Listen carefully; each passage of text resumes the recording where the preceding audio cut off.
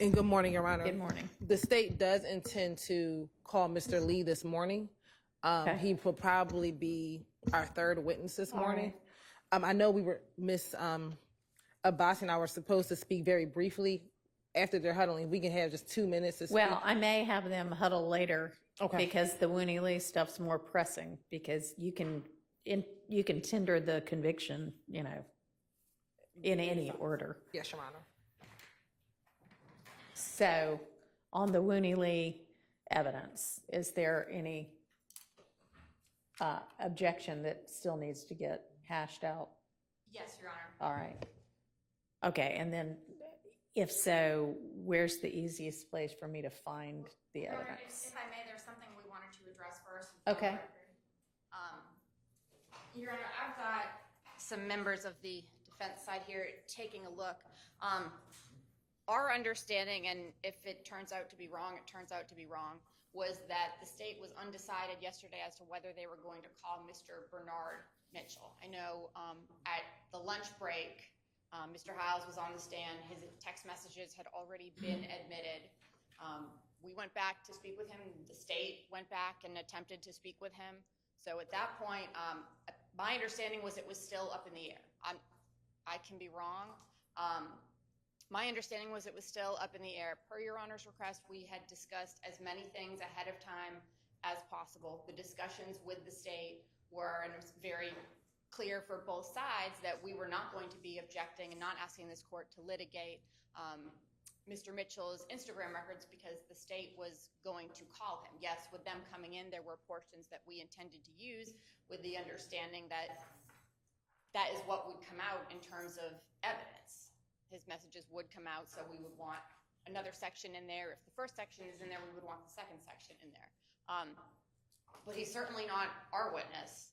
The evidence he presents is not a theory of the case that we would have brought to the table. And so now the state does not want to call him, and I think we're faced with a confrontation clause issue because we relied in good faith on our discussions with the state. We didn't go through and take the court's time to say this is conditionally admitted based on this happening.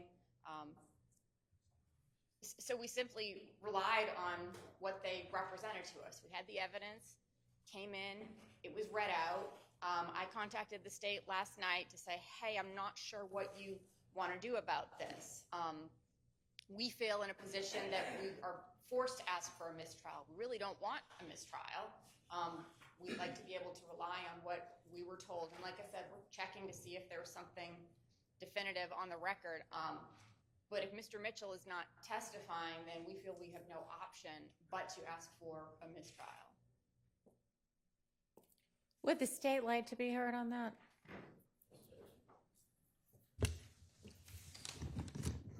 I guess the state's response, Your Honor, is that the state, after the lunch hour, indicated to... Talking to the mic. Pick one up, maybe.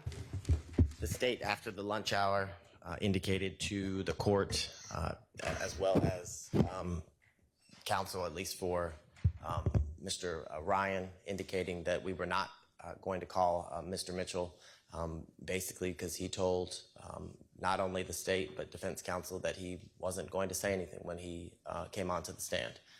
That was the same thing that was told to us by Mr. Uten.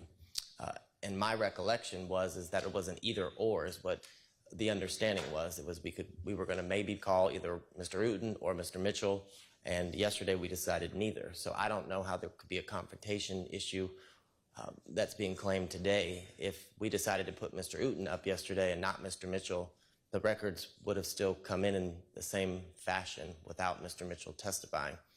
More importantly, before any message came in as it related to Mr. Mitchell, the state indicated to defense counsel that we were not calling Mr. Mitchell. We indicated that to the court as well. And I don't remember y'all indicating anything to the court until the end of the day, y'all. But what I was told by the deputies was that the state had very clearly said they can be transported back. We are not calling either of them. And that was right after the lunch hour that I was told that.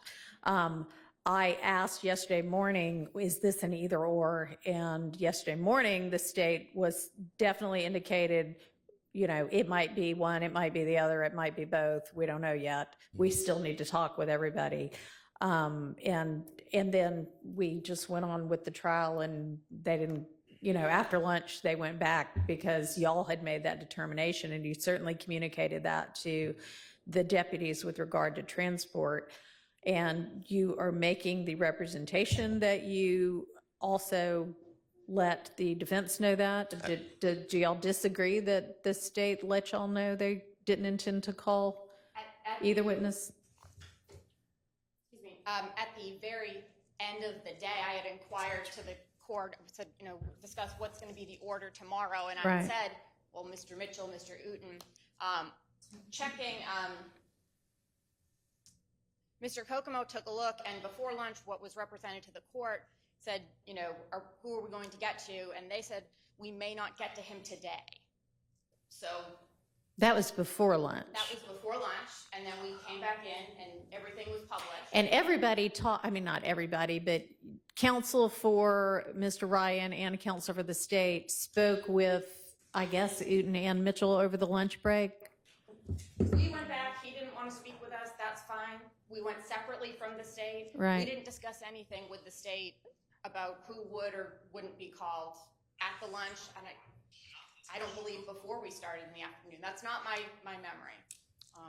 The announcement before lunch was we may not reach him today. They spoke with him. Obviously, at the end of the day, I still thought they would be called. My recollection is after lunch, I was sitting there. Ms. Abbasi said, so you're not calling Mitchell? And I said, no, we are not calling Mitchell. That's my recollection before Mr. Howes began testifying after lunch, and we didn't call Mitchell. And the messages came in unobjected or not objected to, and there's been no conditional admittance of evidence that's been permitted There has not. Or agreed to by any of the parties during the trial of this case, at least the time that I've been here. So it's my indicator, be the state's opinion that any objection to the messages that came in are waived at this point. Your Honor, our response is, we have difference of memory. That's fine. It is what it is. If the state knows they're not going to call him going into it, I don't think it's fundamentally fair for them to publish and then say, ha, you missed it. I don't think that's good faith. As far as, no, we didn't conditionally admit it, because we've done everything we can, at least for Mr. Ryan, to avoid taking up the court's time. This is what it was. We all agreed. We all understood. So that's how we proceeded. And now here we are, and we're stuck in a position we don't want to be in. Well, I'm not quite sure what to do with this. I have a representation from Mr. Abadi that the state communicated to defense counsel that they were not intending to call Mr. Mitchell or Mr. Uten, and that was communicated prior to Mr. Heil's afternoon testimony in which this evidence came in. And Ms. Abbasi, you're saying, well, it's not my recollection, but I could be wrong. That might be. So I will not say my memory is perfect. I have no memory of having that conversation after lunch.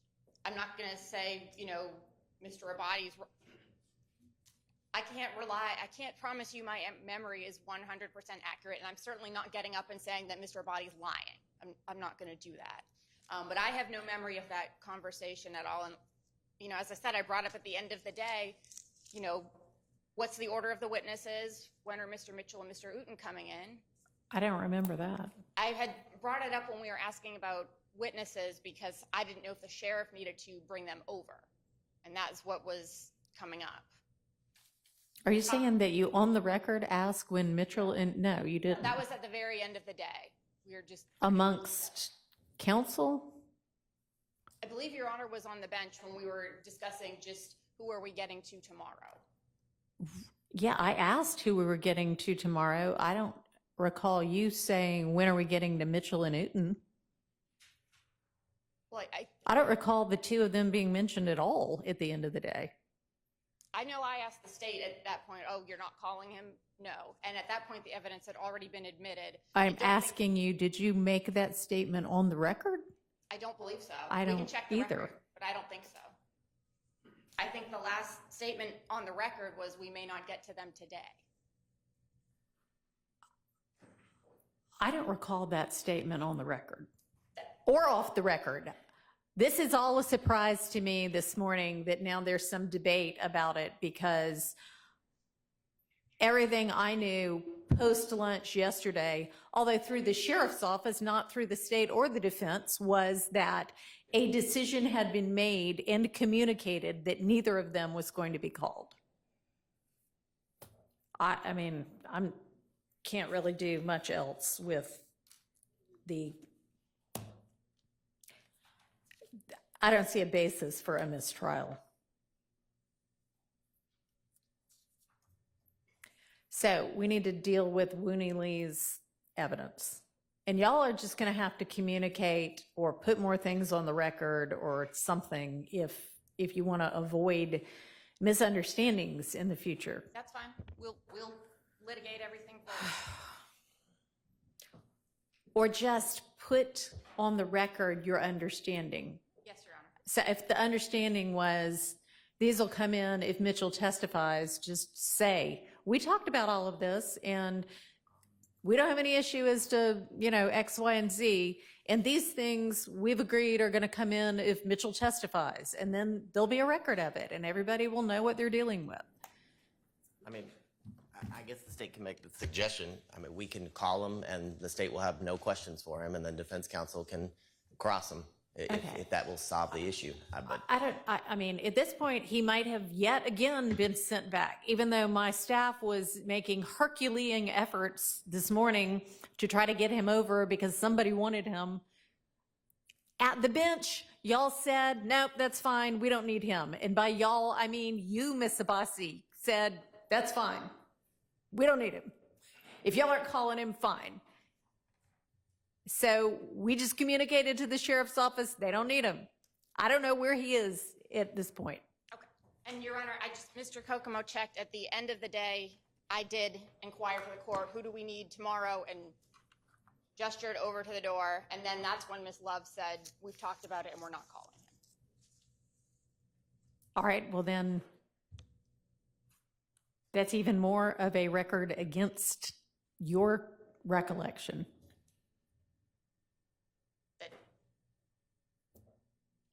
I guess I don't understand. There would not have been any reason for me to ask about whether people were coming from the back after the evidence had already come in if I knew he was appointed to be testifying. So you're saying you pointed towards the holding cell doors? Right, asking about witnesses for tomorrow.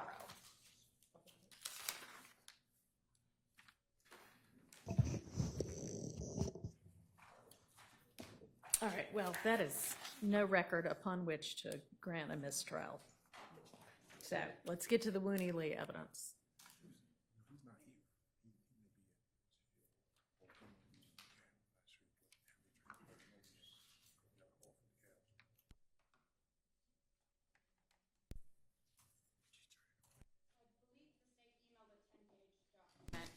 Yes, Your Honor.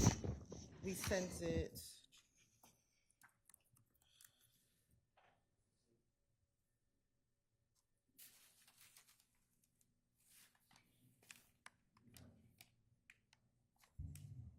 What are we doing on the Slack quad?